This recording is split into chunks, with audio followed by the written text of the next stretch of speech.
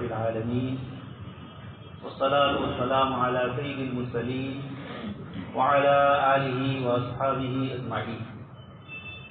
قال الله تبارك وتعالى في الكلام المجيد والفرقان الحميد: أعوذ بالله من الشيطان الرجيم، بسم الله الرحمن الرحيم. وَلَقَدْ آتَيْنَاكَ سَبْعًا مِنَ الْمَثَانِي وَالْقُرْآنَ الْعَظِيمَ. وقال تعالى: إِنَّا أَنزَلْنَاهُ فِي لَيْلَةٍ مُبَارَكَةٍ إِنَّا كُنَّا مُنذِرِينَ. وقال تعالى: شهر رمضان الذي أنزل فيه القرآن هدى للناس وبينات من الهدى والفرقان. وقال النبي صلى الله عليه وسلم: أهل القرآن هم أهل الله وخاصته. صدق الله العظيم وصدق رسوله النبي الكريم ونحن على ذلك لمن الشاهدين والشاكرين والحمد لله رب العالمين. محترم و مکرم حضرات علماء کرام اور ایمان والے بھائی، کلام پاک کی جن آیات کی آپ حضرات کے سامنے تلاوت کی، اس میں اللہ تبارک و تعالی قرآن کریم کی فضیلت اور عظمت بیان فرمایا. رمضان کا مہینہ آ رہا ہے. آپ صلی اللہ علیہ وسلم نے بھی اپنے صحابہ کرام کو رمضان سے پہلے رمضان کی تیاری کرنے کے سلسلے میں وعظ اور نصیحت فرمائی. یہ ہمارے لیے جناب نبی اکرم صلی اللہ علیہ وسلم کا اسوہ اور آپ کی سیرت اور آپ کا نمونہ ہے کہ ہم بھی رمضان سے پہلے کیا کرنا ہے، رمضان میں اس کی تیاری کریں. رمضان مبارک میں روزے رکھنا یہ تو فرض ہے ہی، اسی کے ساتھ رات کی تراویح ہے، دن میں تلاوت ہے، دعا اور انابت، اللہ پاک کی طرف جھکنا اور اپنے گناہوں کی معافی مانگنا، یہ بڑے اہم کام ہے. نوافل کی پابندی، چاہے نماز ہو چاہے اور دوسری عبادتیں ہو، اللہ تبارک و تعالیٰ نے ان سب باتوں کی طرف قرآن کریم کی آیات میں بھی اور آپ صلی اللہ علیہ وسلم نے جو ارشادات فرمائے اس میں بھی ذکر ہے. اللہ پاک نے رمضان کا تعارف اور اس کی پہچان کروائی تو قرآن کریم، اور قرآن کریم کی پہچان کروائی، اس کا تعارف فرمایا تو اس کو رمضان سے وابستہ. اسی لیے علماء محققین اور صوفیاء کرام یہ فرماتے ہیں کہ یہ جو رمضان کا مہینہ اللہ پاک نے فرض فرمایا روزے رکھنا، اس کا تعلق براہ راست قرآن کریم سے، قرآن کی نسبت سے یہ روزے اللہ پاک کی طرف سے ہمیں عنایت ہے. آپ کے سامنے جن آیات کی تلاوت کی اس میں بھی اللہ پاک نے فرمایا: اِنَّا أَنزَلْنَاهُ فِي لَيْلَةٍ مُبَارَكَةٍ. ہم نے اس قرآن کریم کو برکت والی رات میں نازل فرمایا، اور لیلۃ القدر، سورہ قدر میں اس کی طرف اشارہ فرمایا. دوسری آیت جو میں آپ کے سامنے پڑھی اس میں بھی اللہ تبارک تعالیٰ فرماتے ہیں کہ ہم نے رمضان کے مہینے کو فرض کیا. شہر رمضان کی تعریف اللہ پاک فرماتے ہیں: الذی انزل فیہ القرآن. رمضان کا مہینہ وہ ہے جس میں اللہ پاک نے قرآن کریم کو نازل کیا. ہدی للناس، یہ ساری انسانیت کے لیے ہدایت ہے. پہلے بارے میں اس ہدایت کو مانگا گیا سورہ فاتحہ میں، اور اللہ تبارک تعالیٰ نے اس کا جواب دیا: ذالک الکتاب لا ریب فیہ ھدی للمتقین. کتاب تو سب کے لیے ہدایت کے طور پر بھیجی گئی ہے. کوئی مسلمان یہ نہیں کہہ سکتا کہ قرآن کریم ہماری کتاب، یہ پوری انسانیت کے لیے ہے. الذی انزل فیہ القرآن. اللہ پاک نے رمضان کے مہینے کو جس میں قرآن کریم نازل فرمایا، کس کے لیے؟ ھدی للناس، ساری انسانیت کی ہدایت کے لیے. وبینات من الہدی، ایک تو ہدایت کو ذکر کیا اور اس کے ساتھ ساتھ ہدایت کی دلیلوں کو ذکر کیا. وبینات من الہدی، اور آگے ایک جملہ اور فرمایا: والفرقان. اتنی واضح دلیلیں اور اتنی واضح چیزیں ذکر فرمائی کہ جس کی روشنی کے اندر حق اور باطل کے درمیان کا فرق اس کتاب اللہ کے ذریعے لوگوں کو ہو جاتا ہے. تو قرآن کو رمضان سے اور رمضان کو قرآن کے ساتھ وابستہ فرما کر ہمیں قرآن کریم سے اللہ پاک نے جوڑ دیا۔ آپ کے سامنے ایک اور آیت پڑھی، وَلَقَدْ آتَيْنَاكَ سَبْعًا مِنَ الْمَثَانِي وَالْقُرْآنَ الْعَظِيمَ۔ اللہ پاک فرماتے ہیں ہم نے آپ کے اوپر 7 دہرائی جانے والی آیتیں نازل فرمائی، لے کر آئے۔ وَلَقَدْ آتَيْنَاكَ، عطا فرمائی آپ، سبعًا من المثانی، بار بار دہرائی جانے والی 7 آیتیں، اس سے مراد سورہ فاتحہ ہے۔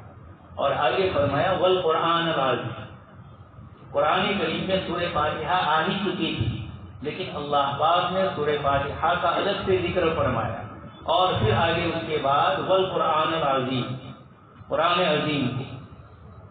کچھ حضرات مفسرین فرماتے ہیں کہ قرآن عظیم سے پورا قرآن مراد ہے، اور سبع مثانی سے 7 آیتیں جو بار بار نمازوں میں دہرائی جاتی ہیں۔ میں اور آپ ہر رکعت کے اندر سورہ فاتحہ کی تلاوت کریں، سنن میں، فرائض میں، واجبات میں، نوافل میں، ان سب کے اندر دن میں کئی مرتبہ سورہ فاتحہ کی تلاوت کی جائے۔ اللہ پاک نے فرمایا سبعًا من المثانی، یہ 7 آیتیں وہ ہیں جو بار بار دہرائی جائے۔ اور والقرآن العظیم سے کچھ مفسرین فرماتے ہیں اس سے بھی سورہ فاتحہ ہی مراد، اس لیے کہ اللہ پاک نے سورہ فاتحہ کو ام القرآن بنایا۔ قرآن کریم کا خلاصہ اللہ پاک نے اس سورت کے اندر ذکر فرمایا۔ حافظ ابن قیم رحمۃ اللہ علیہ فرماتے ہیں کہ اللہ پاک نے 104 بڑی بڑی کتابیں جو اللہ پاک کی طرف سے تھی وہ اور صحیفے، مجموعی طور پر 104 کتابیں اللہ پاک نے نازل کر، اور ان 104 کتابوں کا جو مضمون ہے وہ 4 کتابوں میں اللہ پاک نے اس کا خلاصہ پیش کر، تورات، انجیل، قرآن کریم اور زبور، اور ان 4 کتابوں کا خلاصہ قرآن کریم، اور قرآن کریم کا خلاصہ سورہ فاتحہ، اور سورہ فاتحہ کا خلاصہ ایک آیت ہے ایاک نعبد، اور دوسری ہے وایاک نستعین، آپ ہی کی ہم عبادت کرتے ہیں، ایاک خاص آپ ہی کی، آپ کے علاوہ کسی کی نہیں، یہ تاکید بتلانا ہے، اس لیے عربی گرامر کے اعتبار سے نعبد ایاک ہونا چاہیے، ہم عبادت کرتے ہیں آپ کی، لیکن ایاک کو پہلے لائے، خاص آپ ہی کی عبادت ہم کرتے ہیں، اور وایاک نستعین، آپ ہی سے ہم مدد چاہتے ہیں۔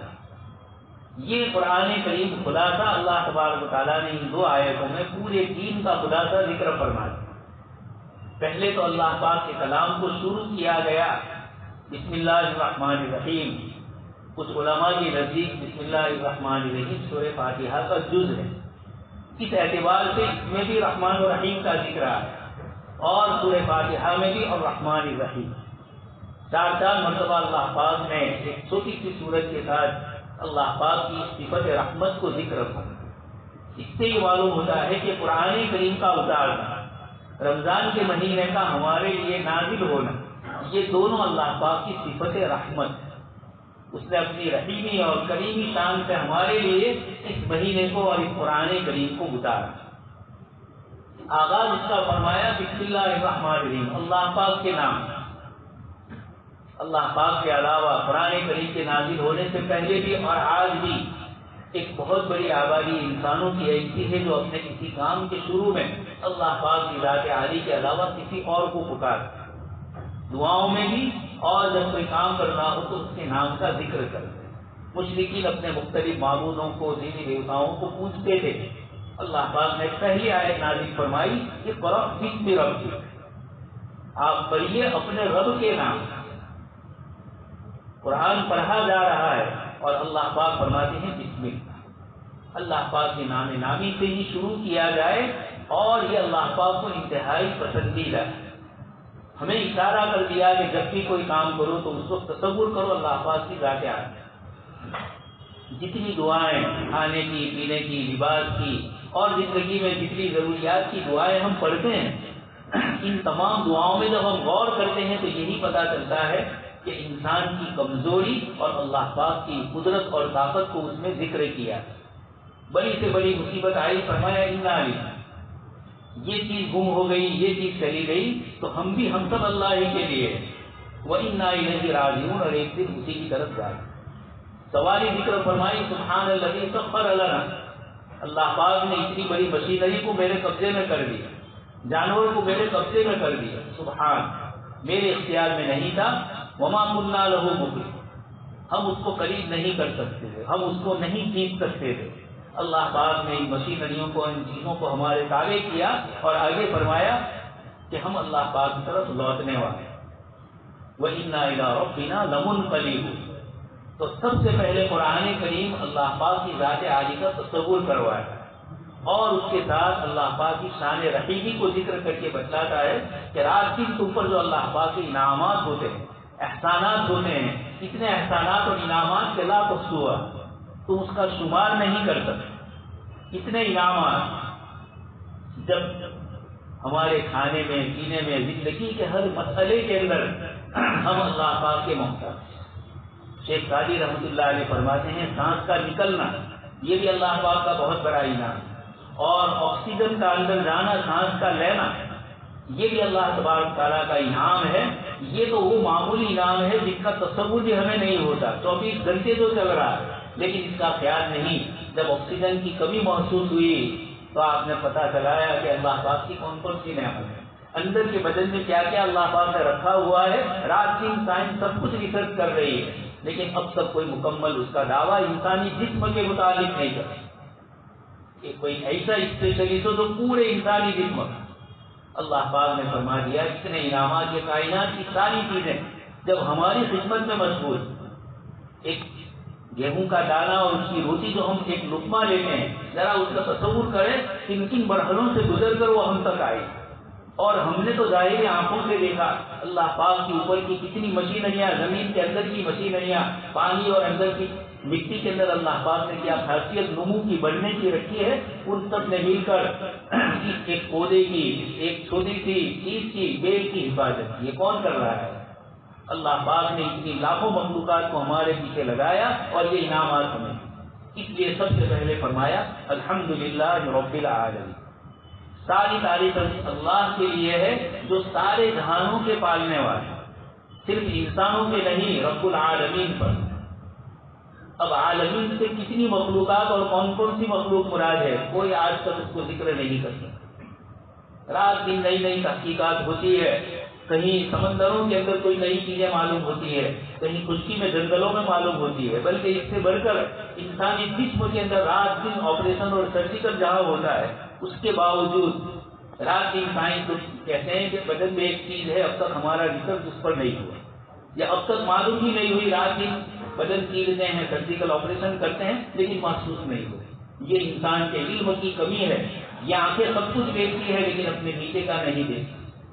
یہ اللہ پاک نے اپنی قدرت اور طاقت کو بتلایا کہ تم کیا کر سکتے۔ اس لیے سب سے پہلے دعویٰ اور دلیل، ساری تعریفیں اللہ ہی کے لیے ہے، اس لیے کہ سارا اختیار اسی کے ہاتھ ہے۔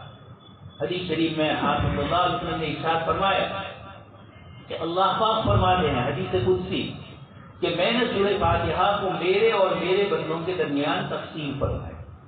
3 آیتیں بندہ اپنی طرف سے اللہ پاک کی حمد و ثنا بیان کرتا ہے، اس کی عظمت اور اس کی بزرگی کو بیان کرتا ہے۔ جب بندہ کہتا ہے الحمدللہ رب العالمین، اللہ پاک فرماتے ہیں میرے بندے نے میری تعریف کی۔ اور رحمان الرحیم جب بندہ پڑھتا ہے، اللہ پاک فرماتے ہیں میرے بندے نے میری تعظیم بیان کی، میری ثنا اور میری بزرگی بیان، مالک یوم الدین، عظمت کو بیان فرمایا۔ جب یہ 3 آیتیں بندے نے پڑھی، اللہ تبارک تعالیٰ فرماتے ہیں یہ میرے اور میرے بندے کے درمیان ہے۔ اور 20 والے آیت کی ایاک نعبد و ایاک نستعین، اس میں خلاصہ پورے قرآن کا پیش کر دیا۔ آگے بندہ اللہ پاک سے ہدایت مانگے، ہم کیا مانگے اور کیا نہ مانگے۔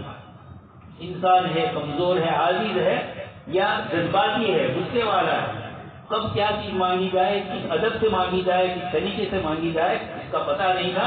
اللہ پاک کا احسان ہے کہ قرآن کریم کی آیتیں اور جناب نبی اکرم صلی اللہ علیہ وسلم کی احادیث کی دعاؤں کے ذریعے اپنے رب سے کیا مانگنا، کس طرح مانگنا، اس کا طریقہ سکھایا۔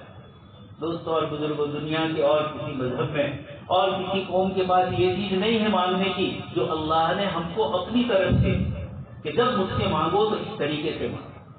اور اس مانگنے کے اندر اللہ پاک کی پہلی تو 3 تعریفیں ہو گئی، ساری تعریفیں اللہ پاک کے لیے۔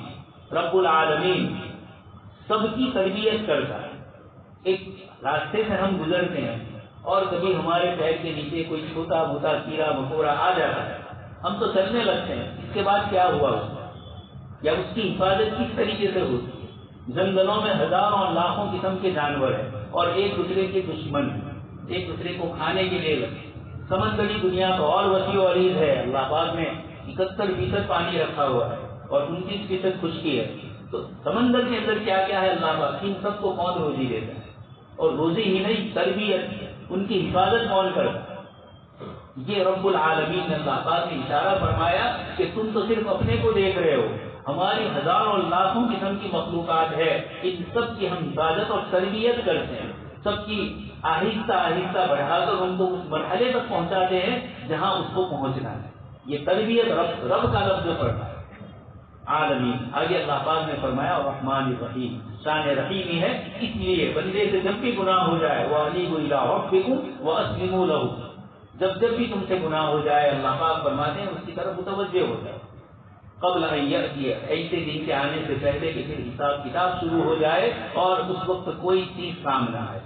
لا بیع فیہ ولا خلہ, نہ وہاں تجارت کام آئے گی نہ دوستیاں کام آئے گی. الاخلاء یومئذ بعضهم لبعض عدو الا المتقین. اللہ پاک فرماتے ہیں ساری دوستیاں ختم ہو جائے گی سوائے نیکی اور تقوی کی بنیاد پر جو دوستیاں ہوگی. رجلان تحابا فی اللہ اجتمعا علیہ وتفرقا علیہ. 7 آدمی عرش کے سائے میں ہوں گے. اس کے متعلق فرمایا کہ وہ 2 بندے جنہوں نے اللہ کے لیے محبت کی اور اللہ کے لیے دشمنیاں دی, جن کی دوستی اور دشمنی کا معیار اور ماپدند کوئی اور چیز نہیں تھی, اللہ تبارک تعالیٰ کی ذات عالی سے تعلق اور محبت کی بنیاد پر دونوں ایک دوسرے سے محبت کرتے. تو اللہ کے نبی صلی اللہ علیہ وسلم نے فرمایا یوم لا ظل الا ظل عرش, جس دن عرش کے سائے کے علاوہ کوئی سایہ نہیں ہوگا اس دن یہ دوستیاں اور یہ محبتیں کام آنے والی. میں یہ اس لیے کہہ رہا ہوں کہ آگے اس کے بعد جو دعا سکھلائی گئی اس دعا میں اللہ پاک نے کیا فرمایا, صراط الذین انعمت علیہم. کسی کا نام نہیں لیا, صفت ذکر کی کہ وہ بندے جن پر اللہ نے انعام کیا, اہدنا الصراط المستقیم, آپ سیدھے راستے کی میری رہنمائی فرمائے. صراط الذین انعمت علیہم, ایسے بندوں کی جن پر آپ نے انعام فرمایا. اور اسی کو دوسری صورت میں فرمایا اولئک الذین انعم اللہ علیہم من النبیین والصدیقین والشہداء والصالحین وحسن اولئک رفیقا. ان کی دوستیاں سب سے بہتر ہوگی انبیاء کرام علیہ السلام کی, صدیقین کی, شہداء کی. جنت میں ہدایت مانگنے سے پہلے فادخلی فی عبادی وادخلی, جنت بعد میں مانگی گئی, پہلے نیک اور صالح لوگوں کی وہاں بھی صحبت مانگی گئی. حضرت یوسف علیہ السلام اللہ کے نبی کے صاحبزادے, 4 پشتوں میں نبوت ہے, اتنی مقدس ہستی, لیکن دنیا سے جانے سے پہلے دعا فرما رہے ہیں فاطر السماوات والارض انت ولی فی الدنیا والآخرہ توفنی مسلما والحقنی بالصالحین. آپ مجھے وفات دیں اور نیک لوگوں کی صحبت مجھے وہاں بھی پہنچے. اس جگہ بھی اللہ پاک نے اہدنا الصراط المستقیم فرمایا. اور پھر اس کے بعد ان دعاؤں میں ہمیں بتلایا 2 قسم کے گروہ کو جن کا ذکر کتاب اللہ نے فرمایا غیر المغضوب علیہم ولا الضالین, الذین انعمت علیہم, جن پر آپ نے انعام کیا ان کے راستے کی مجھے ہدایت دی, مجھے توفیق عطا فرمائی. نفس پیدائش یہ بھی اللہ پاک کی طرف سے بندوں کے اوپر آتا ہے. خلق اور فسوّا, انسان کو پیدا کیا اور درست پیدا کیا. اسی لیے فرمایا ما غرک بربک الکریم, تیرے کریم رب سے کس چیز نے تجھے دھوکے میں ڈالا. الذی خلقک فسواک فعدلک فی ای صورت ما شاء رکبک, پیدا کیا جسم کے اعضاء ماں کے پیٹ میں بن رہے ہیں اندھیرے میں. ثلاث ظلمات, قرآن نے دوسری آیت میں فرمایا 3 اندھیریوں کے اندر اللہ پاک نے تجھے پیدا کیا. دنیا بھر کی مشینریاں اجالے میں چلتی ہے, بنتی ہے, روشنیاں چاہیے, اور یہ انسان جیسا اشرف المخلوق ہے.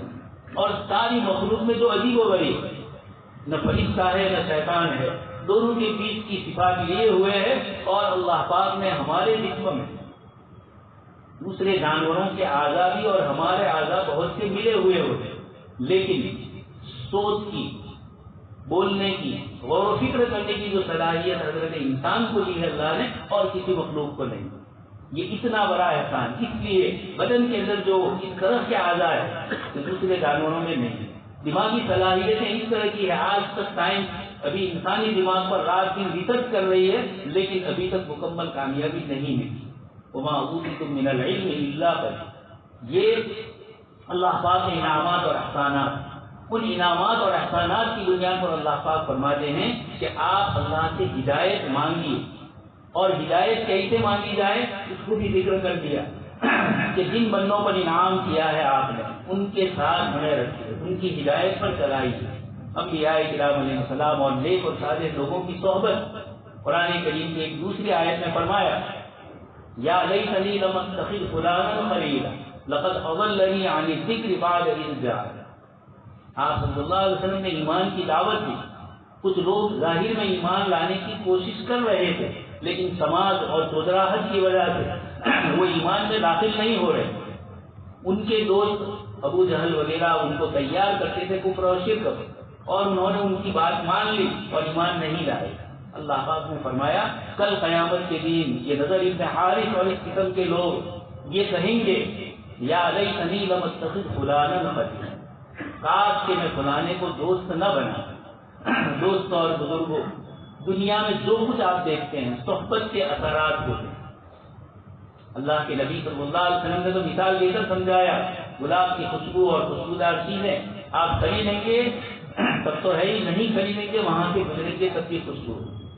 اور اس کے مقابلے میں لوہار کی بتی اور اس طرح کی چیزیں جہاں دھواں اور گندگی یا خراب چیزیں ہی ہوتی ہے انسان کے جسم کو نقصان پہنچاتی ہے. آپ صلی اللہ علیہ وسلم نے ان دو مثالوں کے ذریعے اچھی دوستی اور صحبت کو ذکر کیا. اس آیت کریمہ میں بھی اللہ پاک نے انبیاء کرام علیہ السلام کی صحبت اور ان کے طریقے اور ان کے طریقوں پر چلنے والے جو لوگ، آپ گلاب کی پتی کو تھوڑی دیر کے لیے کپڑے میں یا کاغذ میں رکھ دیجیے، اس کے بعد اس میں سے خوشبو آنے لگے، اٹھا لیجیے لیکن اندر سے خوشبو آ گئی. شیخ سعدی رحمۃ اللہ علیہ فرماتے ہیں کہ میں نے ایک چھوٹی سی مٹی تھی، کسی کی صحبت نے مجھے بڑا قیمتی بنا دیا. گلستان اشعار کہہ رہے ہیں اس کے اندر. تو اللہ پاک نے ہمیں یہ بھی توفیق دی کہ اللہ پاک نے خود فرمایا آمنوا اتقوا اللہ وکونوا مع الصادقین. اور اس آیت کریمہ کے ذریعے بتا دیا کہ اچھے اور نیک لوگوں کی ہدایت، ان کی جو ہے اس ہدایت کو اللہ سے مانگا ہے جن پر انعام کیا. اور آگے فرمایا دو جماعتوں کا نام لیا، المغضوب علیہم اور الضالین. مغضوب علیہم جن پر اللہ پاک کا غضب نازل ہوا، اور الضالین جو گمراہ ہوئے. یہ آپ صلی اللہ علیہ وسلم سے صحابہ کرام نے پوچھا کہ اللہ کے رسول صلی اللہ علیہ وسلم ان دونوں سے کون مراد ہے؟ آپ نے فرمایا المغضوب علیہم سے یہودی مراد اور الضالین سے نصارہ مراد. دوستو قرآن نے دو جماعتوں کا نام لیا، لیکن وہ جو اہل کتاب ہے، جو آسمانی کتابوں کو ماننے والے، ان کا ذکر کرنے کے بعد بھی ان کے لیے فرمایا تو جن کے پاس آسمانی کتاب ہی نہیں ہے، انسانوں کی لکھی ہوئی کتابیں ہیں جس کے اندر جو کچھ جس قسم کا بھی لکھا جائے اور جو کچھ بھی کہا جائے اور جو کچھ چیزیں اس میں آ رہی ہے، اس کا قرآن اس سے مقابلہ نہیں کرتا. قرآن اپنی ہی نازل کردہ کتابوں پر عمل نہ کرنے والی لوگوں میں یہود اور نصارہ، عیسائی، ان کا اس آیت کریمہ میں اللہ پاک نے ذکر فرمایا کہ یہود تو المغضوب علیہم، اللہ پاک کے غضب کے مستحق. یہ دو جملے قرآن نے فرمائے. جیسے گزشتہ جمعہ کو میں نے عرض کیا کہ قرآن کریم کا لفظ تاریخی ہوتا ہے، وہ پوری تاریخ کے پس منظر میں اللہ پاک کے لیے ماضی، حال اور مستقبل کچھ نہیں. انسان ماضی کی بہت ساری چیزیں ہم بھول گئے، اس وقت ابھی ہم کچھ یاد رکھتے ہیں، مستقبل میں کیا ہونے والا ہے کچھ پتا نہیں. ابھی کا بھی اپنا اور اپنے ارد کی کچھ چیزوں کو جانتے ہیں، پوری کائنات کو نہیں جانتے. اللہ پاک کی ذات عالی کے لیے کوئی زمانہ نہیں، کوئی فیوچر نہیں، سب اس کے لیے ایک ہی، اس کی نظروں کے سامنے کسی چیز کا ماضی اور حال ہو رہا ہے. اس لیے جب وہ کوئی چیز فرمائیں گے تو یقیناً پوری کائنات کے ذرے ذرے اور قیامت تک کی انسانیت کی ہدایت کے لیے جو چیزیں ہوگی ان سب کو ذکر کریں. یہ کتابیں نازل کی، لیکن یہود اور نصارہ نے ان کتابوں پر عمل نہیں کیا. تو اللہ تبارک و تعالیٰ نے یہود کے لیے تو لفظ ذکر کیا جن پر غضب نہ ہو. اور غضب کس پر ہوتا ہے؟ جو بات نہ مانتا، بار بار جو نافرمانی کرتا. یہود نے اتنی نافرمانیاں کی کہ قرآن کریم اللہ پاک نے ان کی نافرمانیوں کو تراویح میں جب پہلا پارہ آئے گا سورہ بقرہ کا، پاؤں سے لے کر کونے کے آگے والے رکوع تک مسلسل یہودیوں کا ذکر اللہ پاک نے اس اجمال میں پوری تاریخ یہودیوں کی 4000 سالہ ذکر کر دی، اور پھر اس کے بعد دوسری صورتوں میں بھی ان کا تذکرہ ہے۔ تو بتلانا ہے المغضوب علیہم جن پر اللہ پاک کا غضب نازل ہے۔ ان کے لیے مغضوب اس لیے کہا کہ ان کو ہدایت مکمل مل چکی تھی، بار بار ہدایت نبی تشریف لائے۔ روایتوں میں آتا ہے کہ 4000 کے قریب انبیاء کرام علیہ السلام بنی اسرائیل میں آئے۔ حضرت یعقوب علیہ السلام کیا ہوتا ہے؟ مسلسل نبیوں کا تذکرہ ہے قرآن میں، یہ سب حضرت یعقوب علیہ السلام کیا ہوتا ہے۔ یہ اتنے نبیوں کے آنے کے بعد بھی لا تکونوا کالذین آذوا موسیٰ فبرأہ اللہ، انہوں نے پھر بھی حضرت موسیٰ علیہ السلام کو ستایا اور دیگر انبیاء کو ستایا۔ اللہ پاک نے ان کے لیے قیامت تک کے لیے ذلتی اور مسکنت لکھ دی، کتاب اللہ نے صاف ذکر فرمایا۔ امت کو ڈرایا کہ یہود کے مسلک پر مت کرنا، یہ وہ لوگ ہیں جن پر اللہ کا غضب نازل ہوا۔ اور دوسری آیت میں فرمایا الضالین، دوسرا لفظ گمراہ۔ گمراہ کہتے ہیں آدمی صحیح راستے پر چلنا چاہے یا چلیں لیکن منزل تک نہ پہنچ۔ عیسائی لوگ منزل تک نہیں پہنچ سکے، حضرت عیسیٰ علیہ السلام کو ستایا گیا، آسمان پر اٹھایا گیا اور پھر ان کے مذہب کو، پورا عیسائی مذہب کو بدل دیا۔ شاول اور سین پول کر کے ایک عیسائی کا، مطلب یہودی کا عیسائی مذہب کا گھوم کر کے آیا اور عیسائی مذہب میں ثالث ثلاثہ، اللہ پاک کو جو تقسیم کر دیا اور 3 خداؤں کو، یہ حضرت عیسیٰ علیہ السلام کی تعلیم نہیں تھی۔ انتہوا خیرا لکم، اللہ پاک فرماتے اس سے ڈرو بچو، یہ تمہارے حق میں بہتر ہے۔ تو یہ گمراہ ہے۔ قرآن کریم نے بتلایا کہ ان کو ہدایت مل چکی تھی، پھر بھی ہدایت کو چھوڑ کر حسنا من عند انفسہم، جان بوجھ کر من بعد ما تبین لهم الحق، حق ان کے پاس آنے کے باوجود۔ اس سے اشارہ ہے کہ جو لوگ دین کی باتیں اچھی طرح جان چکے ہیں، علم آ گیا ہے تو اب عمل ان کو کرنا۔ یہود کو جو المغضوب کہا گیا، دین مکمل پہنچ چکا ہے اور اس کے بعد اس پر عمل نہ کرنے کی بنیاد پر اللہ پاک کے غضب کا جملہ فرماتے ہیں۔ یہ خالی قرآن کریم نے اس واقعے کو ذکر نہیں کیا، اس آیت میں اس سے اشارہ ہمیں کیا کہ ہمیں ہدایت مانگی ہوئی کی جو دعوت دی گئی، اس ہدایت کے اندر یہ بھی مانگا گیا کہ اس طریقے سے بھی بچنے کی ہم دعوت اللہ سے دعا کریں۔ ہمارے اپنے اختیار میں بچنے کی جتنی کوشش ہے وہ تو کرنی ہے، لیکن اس کے ساتھ ساتھ دعائیں بھی اللہ پاک سے مانگیں۔ اس آیت میں ہدایت کی دعا ان انبیاء کرام علیہ السلام کی فیور میں ان کے ساتھ رہنے کی مانگی، تو ان 2 جماعتوں سے، 2 گروہوں سے اپنے آپ کو بچانے کی اللہ تبارک تعالیٰ نے ہم سے ہر نماز کی ہر رکعت کے اندر دعا کروائی گئی۔ دوستوں اور بزرگوں، اس لیے امت کو ان دونوں جماعتوں سے بچنا ہے، ان کے عقائد سے، ان کے اعمال سے۔ انہوں نے جو کچھ تبدیلیاں کر دی ہے دنیا کے اندر، انہوں نے جو نئی نئی چیزیں اپنی طرف سے شروع کر دی، ان سب سے بچنا ہے۔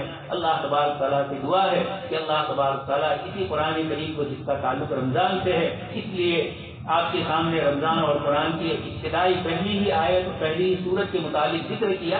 اللہ تبارک تعالیٰ سے دعا ہے کہ اللہ پاک کہی سنی باتوں پر ہم سب کو عمل کرنے کی توفیق نصیب فرمائے۔ آنے والے رمضان کے مہینے کی عبادتیں، دعائیں اور جو کچھ حقوق اللہ اور حقوق العباد ہمارے ذمے ہیں، اللہ پاک ان سب کو ادا کرنے کی ہمیں توفیق نصیب فرمائے۔ کثرت سے قرآن کریم کی تلاوت کی اللہ پاک توفیق نصیب فرمائے۔ آمین وآخر دعوانا۔